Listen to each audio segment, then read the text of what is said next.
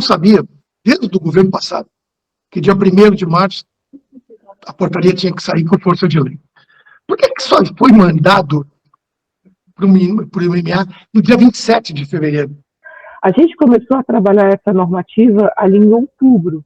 Então, a gente passou outubro, novembro, dezembro, e aí quando chegou em janeiro, que já era para a gente estar ali quase publicando essa normativa, houve a criação do Ministério e a reformulação. E aí a gente tinha que conversar, a minha equipe ficou ali na industrial e criou-se a secretaria ali artesanal. Então a gente também tinha que esperar o povo da artesanal chegar para a gente sentar com eles, mostrar os dados, porque saiu a nossa nota técnica não poderia ser apenas a industrial, já que a gente estava tratando pesca industrial, artesanal e o monitoramento. Justamente considerando toda essa problemática, né, de transição de governo, de um dado novo que não foi avaliado, dessa impossibilidade do setor ter discutido com o governo essa portaria, né, que foi até um pleito que a gente encaminhou daqui, que se utilizasse, então, as bases de dados de 2022, consolidadas em 2022. Haja vista aí que foram debatidos com todo o setor, inclusive com ONGs, né? Então, por que a gente não utilizar o que estava firmado, consolidado ano passado, e utilizar esse dado de forma assodada, precoce esse ano, prejudicando as nossas frotas, né? Então, essa foi até um pleito aí encaminhado por nós, para que se utilizasse, então, as bases de dados e todos os cenários construídos em 2022, para não prejudicar ninguém, considerando que a gente não tem como responder, né, por um problema governamental lá em Brasília, né, impactando aqui na ponta os nossos pescadores. Só em relação ali aos dados autodeclaratórios, né, claro que o nosso aqui também mas assim, ele acompanha a questão do mapa de bordo, né, notas fiscais com cruzamento da indústria, então a gente tem todo uma checagem, vamos dizer, desse dado, né, para ver se de fato ele corresponde com a realidade, por isso a importância desses grupos técnicos que vinham sendo realizados, né, para confirmar a veracidade desses dados. E aí volta mais uma vez em cima desse dado do Rio Grande do Sul, que a gente não tem toda a série histórica, né, para a gente avaliar a tendência, de que forma que foram declarados esses montantes, né, se tem nota fiscal para comprovar ou não, até na nota técnica ali que a gente teve acesso, né, chama a atenção que para determinar o volume de captura da embarcação foi considerado que cada pescador declarou, então pode haver aí certa duplicidade de dados, né? Quem garante que o pescador já não está declarando o total da embarcação e não o seu quinhão ali do que ele produziu. Então isso pode gerar duplicidade. Então são coisas ali que preocupam muito, né, o setor, e que a gente viu aí que basicamente o que impactou mesmo foi essa superprodução em 2022. Imagina, eles saíram de 800 toneladas para 4.600. E o que foi definido para controlar isso lá?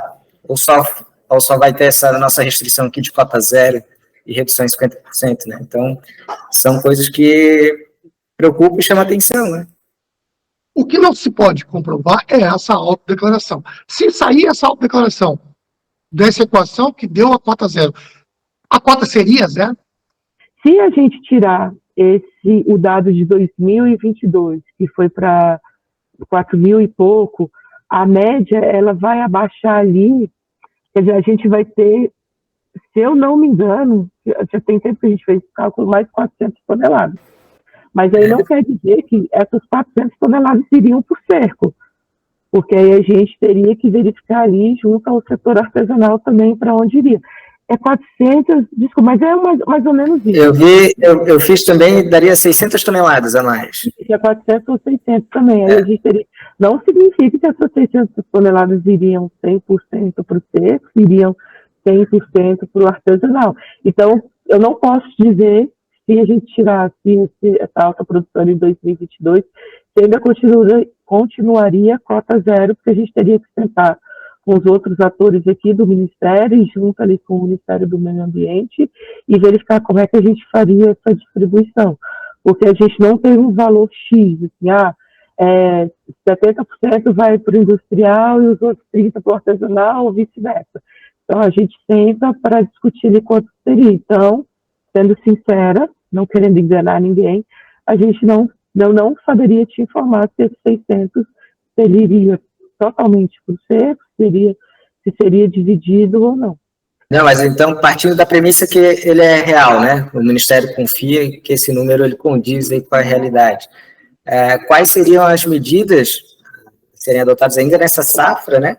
Para tentar controlar essa frota? Como a gente sabe, né? O Ministério não tem perna para alcançar toda essa questão de como monitorar ou controlar o que é capturado lá. Mas existem ferramentas ou formas de fazer isso, como, por exemplo, reduzir o período de pescaria que ocorre lá, que lá são 7 meses ou 8 meses, né, enquanto aqui a gente tem 2 ou 3 meses.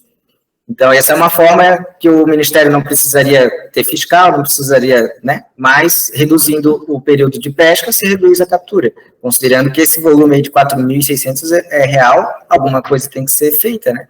Se ele está crescendo ano a ano, né, então como é que ficaria ano que vem? Isso seria uma medida possível para essa safra, né? Para ser adotada aí pelo Ministério. Então, existe essa previsão de alguma adoção de medida em relação ao que é capturado lá?